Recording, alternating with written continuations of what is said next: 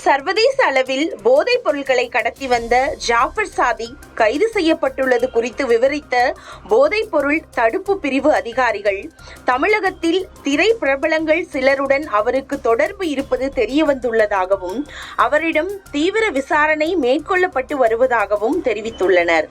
இது குறித்து டெல்லியில் செய்தியாளர்களிடம் போதைப் பொருள் தடுப்பு பிரிவு இணை இயக்குனர் ஞானேஸ்வர் சிங் கூறுகையில், ஜாஃபர் சாதிக் என்ற பன்னாட்டு போதைப் பொருள் கடத்தல் குற்றவாளி இன்று கைது செய்யப்பட்டுள்ளார்.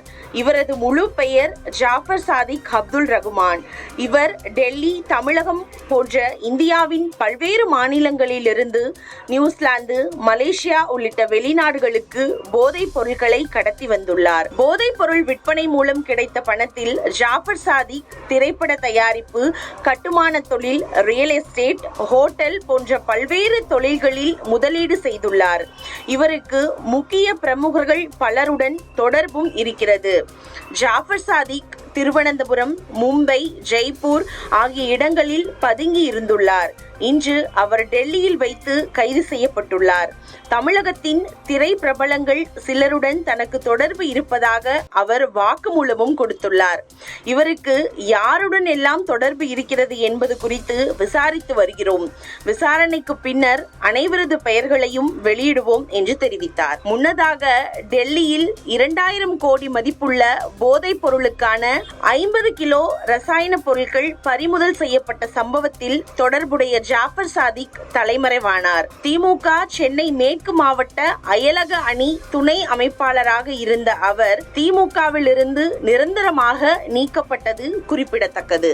மணிப்பூர் மாநிலம் தௌபால் மாவட்டத்தில் வெள்ளிக்கிழமை கடத்தப்பட்ட ராணுவ இளநிலை அதிகாரி கோன்சம் கேடா சிங் மீட்கப்பட்டுள்ளார். உள்ளூர் காவல்துறையினருடன் இணைந்து ராணுவ அதிகாரியை பாதுகாப்பு படை அதிகாரிகள் மீட்டனர். திமுக கூட்டணியில் இணைந்துள்ள கமலஹாசனின் மக்கள் நீதி மய்யம் கட்சிக்கு மக்களவை தேர்தலில் ஒரு தொகுதி ஒதுக்கப்படும் என்று எதிர்பார்க்கப்பட்ட நிலையில் ஒரு மாநிலங்களவை சீட் ஒதுக்கீடு செய்யப்பட்டுள்ளது. திமுக கூட்டணியில் இணைந்தது தொடர்பாக விளக்கம் அளித்துள்ள கமலஹாசன், இந்த தேர்தலில் நான் போட்டியிடவில்லை. திமுக கூட்டணிக்கு எங்களின் எல்லா ஒத்துழைப்பும் கிடைக்கும். இது பதவிக்கான விஷயம் அல்ல, நாட்டுக்கான விஷயம் என்பதால் எங்கு கை குலுக்க வேண்டுமோ அங்கு கை குலுக்கியுள்ளேன் என்று தெரிவித்துள்ளார். சென்னையில் பல இடங்களில் அமலாக்கத்துறை அதிகாரிகள் சோதனை நடத்தினர். வரி ஏய்ப்பு, சட்டவிரோத பண பரிவர்த்தனை தொடர்பான புகார் தொடர்பாக சோதனை நடத்தப்பட்டதாக தகவல் வெளியாகியுள்ளது. அதேபோல விடுதலை சிறுத்தைகள் கட்சியின் துணை பொதுச் செயலாளர் ஆதவ் அர்ஜுனா வீட்டில் அமலாக்கத்துறை அதிகாரிகள் சோதனை நடத்தினர். ஆதவ் அர்ஜுனா அமலாக்கத்துறை சோதனையை எதிர்கொள்வது இது முதல் முறை கிடையாது. ஏற்கனவே கடந்த 2010ஆம் ஆண்டில் 2 முறை வருமான வரித்துறை மற்றும் அமலாக்கத்துறை அதிகாரிகள் அவரது வீட்டில் சோதனையை மேற்கொண்டுள்ளனர். 2 நாள் பயணமாக அசாம் மாநிலம் சென்றுள்ள பிரதமர் நரேந்திர மோடி காசிரங்கா தேசிய பூங்காவை பார்வையிட்டார். அவர் யானை சவாரி செய்த வீடியோ இணையதளத்தில் வேகமாக பகிரப்பட்டு வருகிறது.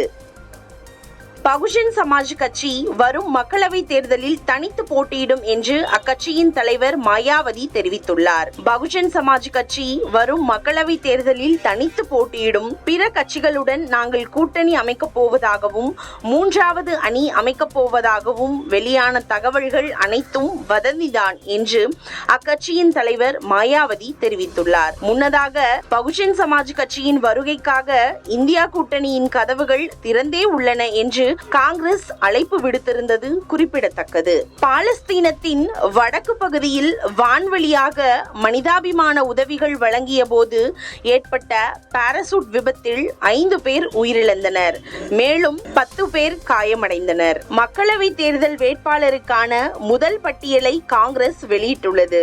அதில் கேரளாவின் வயநாடு தொகுதியில் ராகுல் காந்தி மீண்டும் போட்டியிடுகிறார் என அறிவிக்கப்பட்டிருக்கிறது.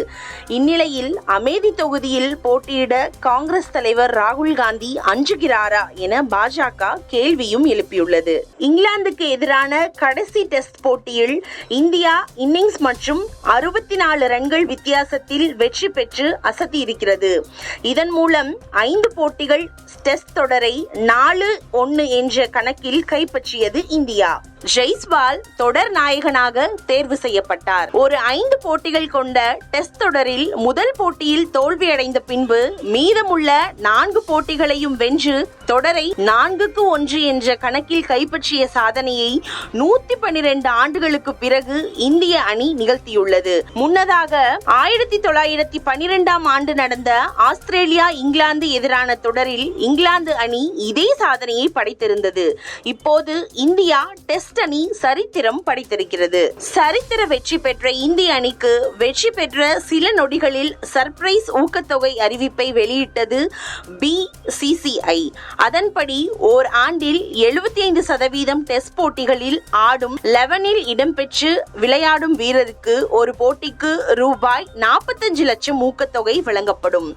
ஆடும் 11இல் இடம்பெறாமல் அணியில் இடம்பெறும் வீரருக்கு ரூபாய் 22.5 லட்சம் வழங்கப்படும்.